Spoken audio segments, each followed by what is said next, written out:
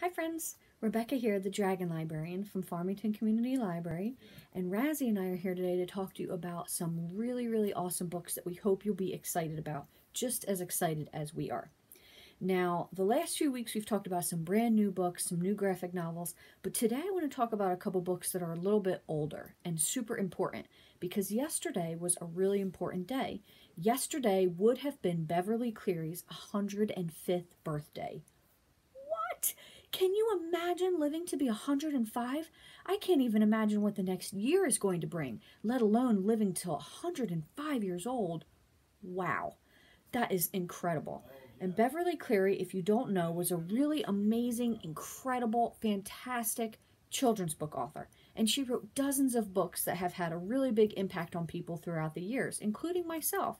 So I wanted to talk about 3 of my favorites. And hopefully, if you haven't read Beverly Cleary before, you'll be interested to do so. And if so, now is a really good time because it would have been her birthday yesterday, like I said, and she actually just unfortunately passed away a few weeks ago.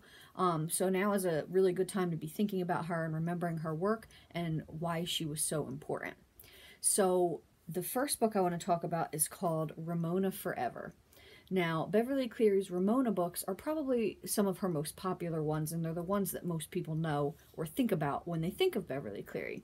And Ramona is a little girl throughout the book series as she's growing up, and she is just very different than her older sister Beezus, who is super put together and nice and quiet and obedient. Ramona is messy, she's wild, she's loud, she is stubborn, and she's just an amazing little girl. And I think everybody has an inner Ramona that they like to tap into, right?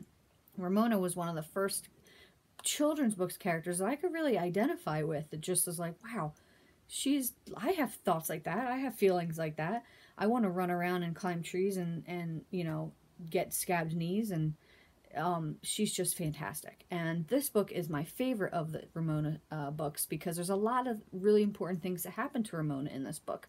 Her mother is getting ready to have a new baby. There's something going on with her aunt getting married. There's a lot of different changes going on in Ramona's life, and I really loved seeing how she handled these changes because change is hard, right? Especially when you're a young person. So this book really helped to teach me about change and how things go in life and just staying positive through it all and getting through it, and it's fantastic. So all the Ramona books are really great. You don't have to read them in any kind of particular order. This is one of the later ones in the series, but they're all just absolutely fantastic. And if you've read books like Junie B. Jones and Clementine, those main characters that are very spunky and playful, they're all thanks to Ramona being there, because Ramona was the first playful, spunky girl, the first wild child in this kind of literature. So Ramona Forever, fantastic book. Now, here's one that is not as well known. This one is Henry and Beezus. Now, this one takes a couple of the secondary characters. So Beezus is Ramona's sister. She's older. And Henry is a character that is that she also wrote about, that lives on their street.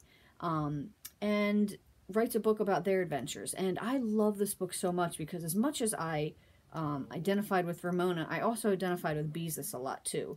I was the older sister growing up and taking care of a younger sister and trying to be the responsible one. So I loved Beezus. Henry has a dog named Ribsy who is absolutely amazing and hilarious, and the shenanigans that they both get into are just amazing. There's all kinds of exciting things that happen in this. So again, this is a really good one too. You don't have to have read the Ramona books first to enjoy this one, or even the Henry Huggins books, who he has his own couple books as well. This is actually a really good place to start, really, if you'd like, because it's a good introduction to all the characters. And there is a funny picture of Ramona in this book. So that is Henry and Beezus. Now, my favorite of Beverly Cleary's books, The Mouse and the Motorcycle.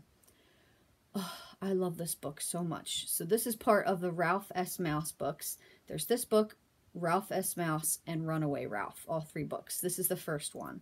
And it's about a little mouse named Ralph who lives in this hotel. And he befriends this young boy, this lonely young boy, who has these toy cars and these toy motorcycles. And Ralph begins to claim the motorcycle as his own, and he can ride it throughout the hotel. And he has all these different adventures that are absolutely amazing and hilarious to read. And Ralph is a really identifiable character as well, even though he's a mouse. He's got a lot of other siblings that he has to that he's really annoyed by all the time. And the motorcycle is like the first thing that's his and his own. And it just makes him an individual, and he just loves it so much. And the adventures that he gets into with this motorcycle and with this boy that he becomes friends with are just amazing. I remember the first time I read this, I was in 3rd or 4th grade. I was homesick with strep throat for a couple days. And I just remember sitting in my mom's bed with all these pillows around me and a stack of books, including this one. And I just remember being completely swept away with this story and just absolutely falling in love with it. And all these years later, I still love this book, and it's one of my favorites. And if you haven't read it yet, if you like adventure stories, if you like stories about friendship, if you like stories about animals, definitely try this one, The Mouse and the Motorcycle, Beverly Cleary. Well, that's what I have for you guys today. I hope some of these Beverly Cleary books sound really interesting to you. If you haven't read them yet, maybe give one a try. If you have read them, now's a good time to reread them. I've been rereading some of my favorites because of her birthday and because of her passing away recently. So now's a good time to do so. Thank you so much, friends, and have a wonderful rest of the day.